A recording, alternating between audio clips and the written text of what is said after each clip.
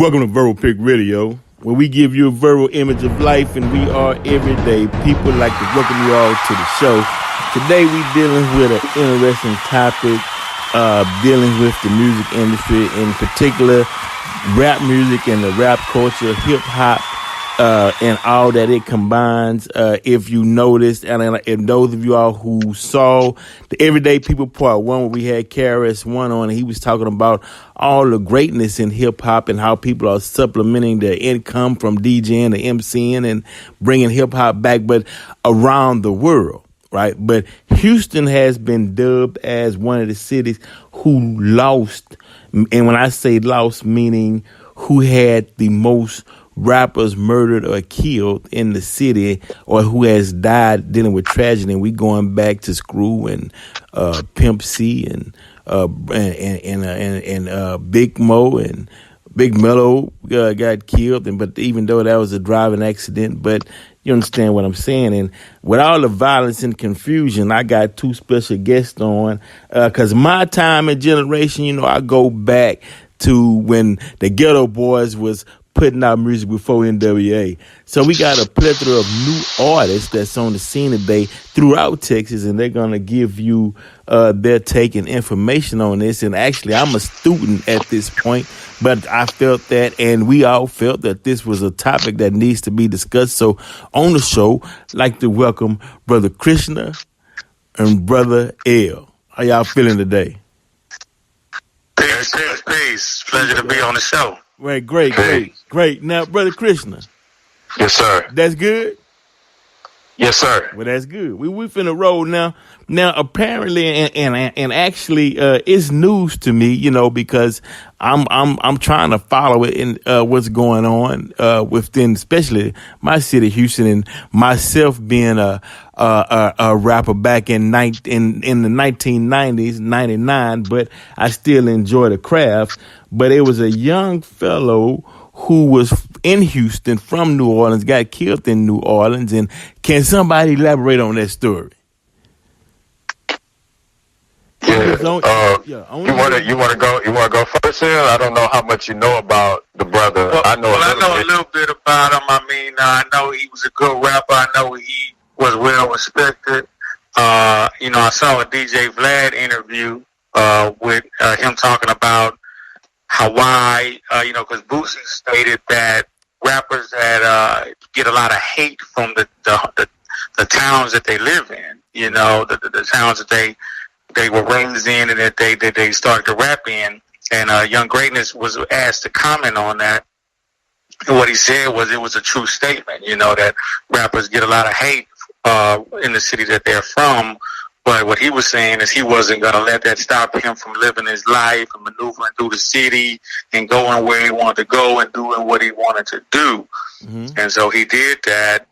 And unfortunately, he was shot at a local Waffle House in New Orleans. I'm not sure about the specifics or the reasons that he was shot, but he was shot and killed well before his time. Right.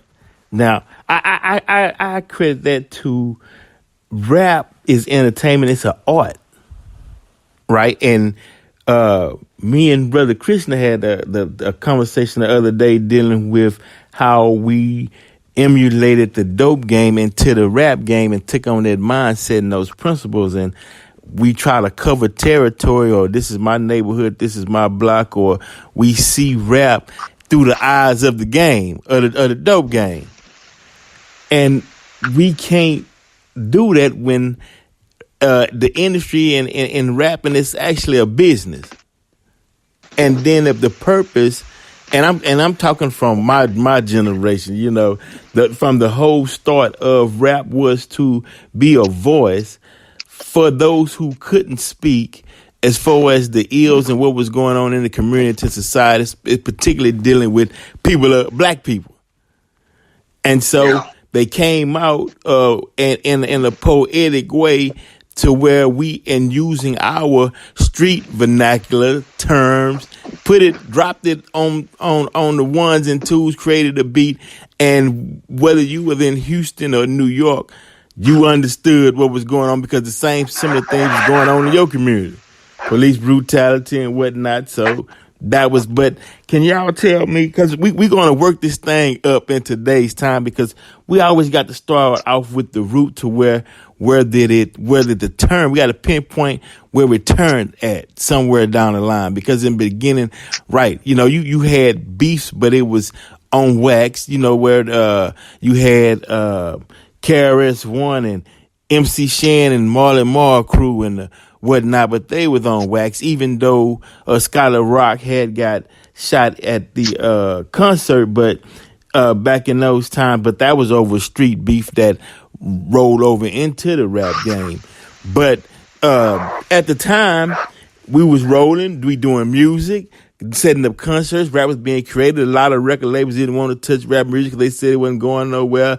Houston had B2 Omega and Royal Flush and Ghetto Boys coming out, and Raheem was coming out. Rap was starting to move, and it was starting to roll. NWA was starting to do their thing, and then after that, it seems like Too Short jumping in the mix. I can go on and on, but for somewhere, it started, the message or the original idea got turned some kind of way. Can somebody elaborate on where they think the turn took place from? It started off as being a voice to connect the people across the states. It's almost like them talking African drums, into now we beefing with each other. Okay, so coming, taking it back to Young Greatness. I saw that Vlad interview as well, and when the business got involved and Europeans, got their hand in this on the business side and became the driving force for the business aspect, what I've seen is that, this concept of extreme competition, that, let's say with our people, we've always had some degree of competition, but never on this level of the game, just in terms of the way you have, racism, where one group can impact another group to the point to where, they can put them in legal slavery, via the prison system. We got POWs literally in jail, right now, such as my cousin Lonnie and my cousin Josh, and so what I've noticed on this business aspect, that now it's a part of the business to show, I guess, these rappers, they feel like they're giving the people what they want. And there very well could be some merit behind, all the flexing that's going on when it comes to the tall stacks of money on Instagram, all the weapons being shown all the time, and creating this kind of persona, and then still, feeling safe. And we see so many rappers getting locked up and getting put on parole, probation, getting killed. And, who knows how long this has been going on and at what rate rappers have been getting and entertainers have been getting killed.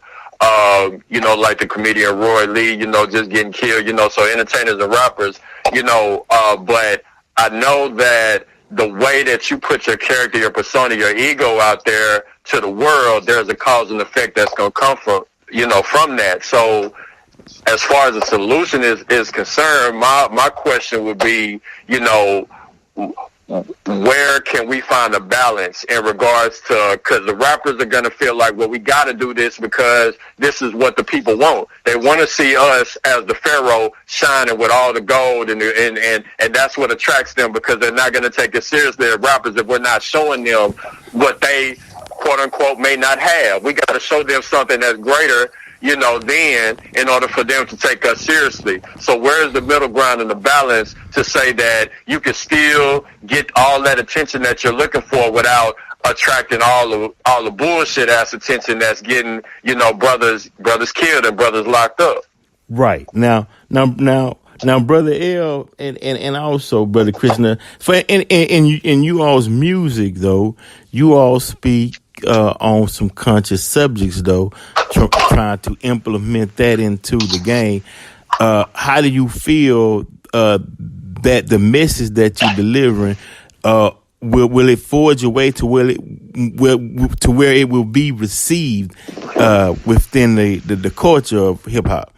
Because back, like I say, I remember Poor Righteous Teachers and Lord Jamal and whatnot. So, Yeah, I know exactly what you mean, brother. And I've always had a certain opinion about the clash of ideas, right? And I've always had an opinion that all ideas are not equal, right? Because at the end of the day, I'm not saying that there is no place for flexing or stunting or showing off your money and things of that nature. I mean, all things have their place, but if that is pretty much the standard that because one is it's easier to be flex with money than it is to use with your mind. It's easier to do that, right? So I think that if you're talking about the well-being of our people on a grand scale, those people that have the conscious minds have to be just as aggressive and active as those that promote the mundane money and glorifying the mundane. Right. And it's hard to do that because it's so easy to just put a big pile of money by your ear and a chain on it, but it's harder to come up with rhymes and powerful rhymes and artistic presentation.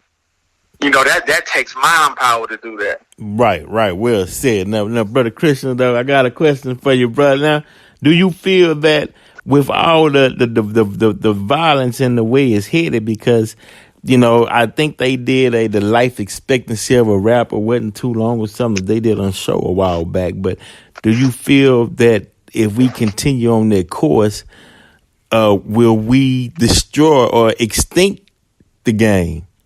What they deem as quote unquote gangster rap? Will we extinct the game? Yeah. In the game? Yeah. Through gangster rap? Through gangster rap. I think that with all the amalgamation, all the sex that's happening with our people, I think we got enough babies to keep filling up caskets. Yeah, See, that's the problem. See, that's really bro. And I'm not trying to get off the subject, but man, it is money in weapon sales, bro. And not to get political. See, that's why they was upset when the Saudi Arabian journalist got killed in Istanbul in Turkey. But Trump was like, well, hey, man, we got a $1 billion arms deal going on. I mean, one man versus $1 billion arms deal. We got to keep the game rolling, right? And they want to keep these weapons on the street. It's bigger than just the rappers, man. I remember hearing Muhammad 2G and other rappers talk about a meeting that was in LA with some lawyers and who helped design the culture and use some of the artists to bring that in because they wanted to sell more weapons. They wanted, like you said, to promote the sex and violence within the music because it was going to sell, just like in the Compton's Most Wanted. And Jerry Heller was like, man, go out there and scare the hell out of them because he felt as though white folk, that energy of fear coming from black folks, they feed off that. That's how they sell their weapons to white folks. That the young black gangsters is coming to get them, and they killing each other, and they promote that fear and post it on TV. But the bottom line behind that is they're making a killing off selling these guns, bruh. Yes, sir. It's crazy. Sure. But see, the thing about us though, Brother L and Brother Krishna, the thing about us is that, man, when you're a conscious being, man, and you're awake, you see all of it. But to put the mathematics together to make the change, because, I saw what it was before it became what it is today. And they asked in Houston, how do you deal with the OGs in Houston? And the guy was like, I forget his name, but he was saying, man, you got to outsmart the OGs. For they were saying that they pitting just like Willie Lynch, they pitting the young against the old, like with Slim Thug and the comment with the young rappers and the feedback. Can one of y'all elaborate on the Slim Thug versus the younger cats? Yeah. So with that, first I want to say is that for us, like as artists, myself, Loki, Bro.EL, and, Black, and, everybody we work with, the Cover Brothers, is that we, can act as a middle ground, as a balance. I remember Pimp, he was, when he was talking about Atlanta, he put a lot of emphasis on content. And, it's that, I think that's important for the vibe of music and how we connect. If we, take what Pimp said to heart when it comes to making sure that we have put substance into our music, cause I listen to the gangster music, I always have, I listen to, Sauce Walker, and, all these different artists, all the way to K Reno and Ro, and so, that, I think that right there can also act as a bridge, because there is also being said that there's a disconnect in the content and the presentation. Right. And I've been asking women lately, I've been asking them about these different Texas rappers and what they've been telling me. And one sister in particular, she was like, the problem is, and the reason why Texas rappers are not getting their attention, this is from a woman's perspective, is that they're trying too hard to sound like Atlanta rappers. So those who are choosing not to have their own original style is also causing a disconnect between the artists that feel like they came in with a style that other people that became, it has its place. So now for the next generation, is not expected to do the same thing. They're expected to have usher in a whole new wave and a whole new style. So right. Us sticking to, our style, our culture, and not always looking at Chicago and LA is also playing a part in how our content is connected with the ladies, how it's connecting to the legends, the OGs in the game. They listen to that. If the younger artists ain't saying shit, a lot of OGs ain't gonna feel that shit. Right. You know? Right. They still coming off of music being, created off of the samples. They still coming off of, off of that vibe, and off of a Texas culture vibe. Right. That was, specifically tainted for us. And then and that's also coming off of Face, who was really, in the Ghetto Boys, being the foundation for, to my understanding and from everything that I've heard and learned in music, that being the foundation for Screwston in particular and Texas as a whole. So coming off of that foundation, that's I have high expectation for Texas artists. Right. So that's the standard, is these people, these legends. That's so right. We can't come with nothing lesser than that, man. If we want to have that bridge from the OGs to the younger artists that are up and coming. That's right. Correct. Right. Texas plays a major part in the game, because especially Houston, man, we so far. You got Houston, Galveston, then you out in the ocean, bro. We in our own lane, and it took so much just to even get Texas artists, Houston in particular, songs played on the radio, to get respected leaving out of Houston, going up into the Midwest or the East Coast at one point, because of, Houston, we got our own style, our own slang, man, our own swag and how we do it. You know what I mean?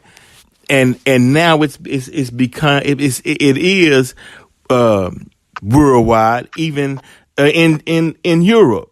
You know, matter of fact, I remember when they was in Europe, they were looking for Houston artists, bruh, you know, to jam because they liked our style, bruh. And no one could understand the not, I don't want to call it hate, but we didn't have the camaraderie with each other as big as this city is. You know, I'm glad we got over the beef from two different sides of town, the north and the south. Like you said, Slim Thug brought that together. You know what I mean? Let's deal. Let's work with each other. But I want to go back into the mentality though. It's like we're not puppets. You know, the old school artists, man, the OGs got to hear content in music because you got to remember at one time that's how we learned, picked up on game. You know what I mean? We riding. Well, I remember back in the day, we riding with house speakers in the trunk, hearing rap music, Sugar Hill Gang or whatever, The Message. And, you know, we beating the block because, yeah, that's true to life. And when you hear Scarface come out, he dropping songs with content that's true to life, that what we going through every day. That's why you in Pac, you can hear a little face in him. You know what I mean? He dropping messages but you right. But then our street style mixed into it to where Screw came out and then we, you know, he slowed the music down. We had content and, you know, you gotta shine. You know what I mean? You gotta grind till you shine. You know, we sipping syrup. You know what I mean? And now the Texas tea is what 50 called it in. What's that show, bruh? Power. Yeah, in Power. You know, they on the syrup, hell of syrup all over in Africa, in Nigeria. You know what I mean? So, what I'm trying to say is, we got the world's ear to where we can be the next. We can run the whole scene, bro, in Texas. As big as Texas is, from Houston to San Antonio, goddamn, all the way there. But the thing about it I like about Houston, though, Houston, Texas, is the fact that the black and brown can get down, stick together, man. We ain't got the beef like they do up in California. You know what I mean? As far as my understanding. You know, shout out South Park, Michigan, and you know what I mean, and different Hispanic rappers in the game to where they doing it, we doing it. We might do features with each other and keep things rolling. You know what I mean? But between us as a people, black people, we losing too many young artists, and I predicate it to the dope mentality, bro. I could be wrong because you know it's like. I ain't finna listen to that cat. He ain't from my block. He ain't from my neighborhood. He not from my set. You know what I mean? He ain't talking about what we talking about. Or I don't get down with them cats over there. You know what I mean? And it's one city. You know, I could be wrong. I don't know, but that's just how I see it, man. It's that when we got to separate the game from the business. It's a art. It's a culture, man. We got fans worldwide, and they want more of Houston rap. And then, man, hold up, man. Then another thing, too, though. Artists in Houston, it shouldn't be hard to get radio play in the city, but I do understand that the playlist is coming out of New York. I never did like that, but if they own it, okay, bam. You know what I mean? Or when they got their own rotation schedule, whatever, and you got to fight to get put in the rotation of a mix. But okay, cool. That's how the game played. But me personally, it just come from Cold Black. Me personally, I just never did like how they had the radio set up, bruh. It's like, come on, Houston has a lot of content at one point and still now to where put it on the radio because we jam each other down here in Texas here. And I it used to trip me out when I hear people saying, well, you going Houston Gold. They said that Houston is the only city where the people jam their own artists in a sense, but nah, we everywhere, bro. In a sense, but yeah. So, but as we go on, what are some of the up and coming artists, man, that y'all suggest people should listen to? Other than man, y'all gotta check out And be on the lookout for Bro.EL. Be on the lookout for Brother Loki. For those who check them out in the Everyday People the Movie Part 2. Go back out and check them out, man. You know what I mean? A good sound. I like these brothers due to the fact that I'm old. I like hearing rappers that got content within their songs, put it like that, man. And all what they call OGs like hearing brothers with content in their songs, and the female rappers with content, because we teaching the youth. Put something in their head other than you know the streets, the syrup, man, and then give them a little bit of content at the same time. You see what I'm saying? Mm-hmm. Yeah. Yes, indeed. But yes, indeed. That's how we gotta do it. But other than y'all two, who else would y'all say that's hot and rolling within the city? Because I'm not. I mean, for those of us who not up on all the Texas rappers. Yeah. I was jamming. Fifth Ward doing a lot right now. Fifth Ward. Yeah. It seemed like because it used to be the hoods in Houston kind of held their own. Like it wasn't. You could really point out different hoods and representatives of different hoods, and it was almost like a city within a city, or like several cities within one city. Right. Correct. And it's kind of coming back to that from my point of view, because you got a lot of boys out of Greens Point, like Cab, the Dawn, coming out of in the whole North Afghanistan movement. And then you got a lot of boys coming out of Fifth Ward. One of my favorite artists is D Bando. He got an album called Purpose, and that's a very, very good album. I like D Bando, and a lot of them boys out of Fifth Ward, Young Martez, and actually D Bando and Young Martez got a project coming out together. So it seemed like people are putting their minds together to put out good music, right? And let me see if there's anybody. You got a young brother named Hallelujah. He another one of the Fifth Ward boys coming out of Fifth Ward. So from my vantage point, it's just a lot of the hoods of Houston are being represented in a very unique way. And the South Side is doing their thing too. Young Al, Skeet Taste out of the Southwest, D Flowers out the Southwest.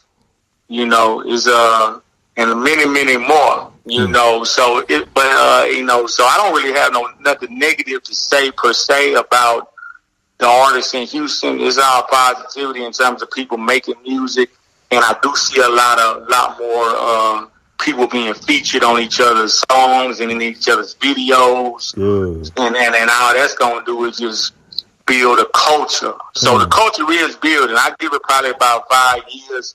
And we probably will rival Atlanta on the stage for sure. Yeah, well, I'm trying to do my part to bring in the film industry in the to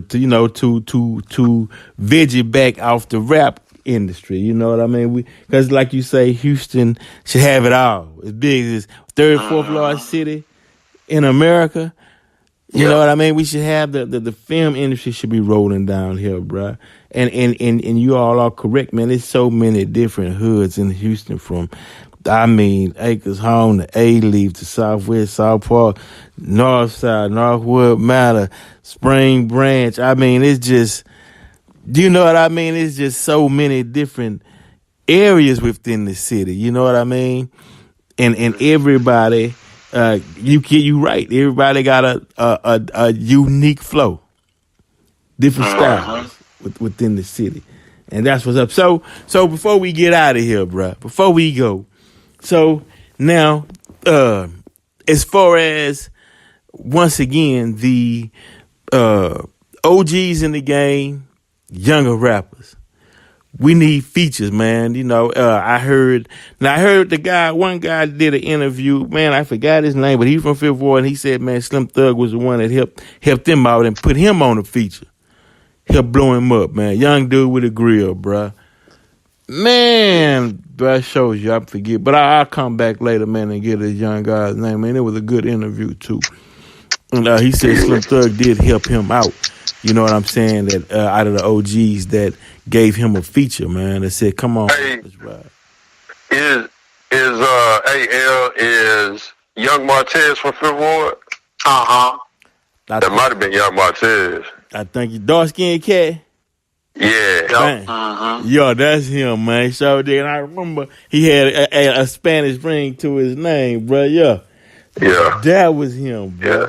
Yeah. Brother had a good interview, man.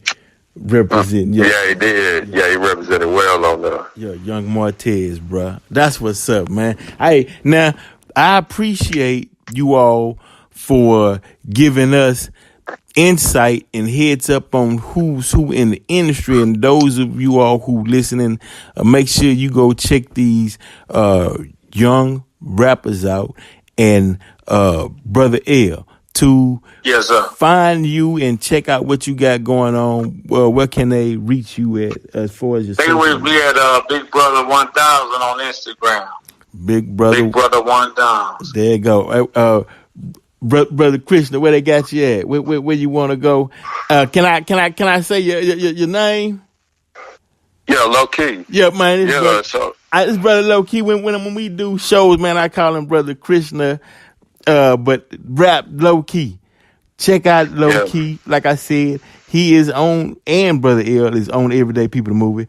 But Brother Loki, what's your handles? Yeah, go to SoundCloud, LO-KI on SoundCloud, and on IG, the number 4, LOKI. Man, look, check these knowledgeable brothers out, man. You know what I mean? They got the stamp of approval because, to me, they are the bridge. I appreciate y'all for being on the show. Thank you, brother Black. Yes, sir. Bro Pick Radio. We out.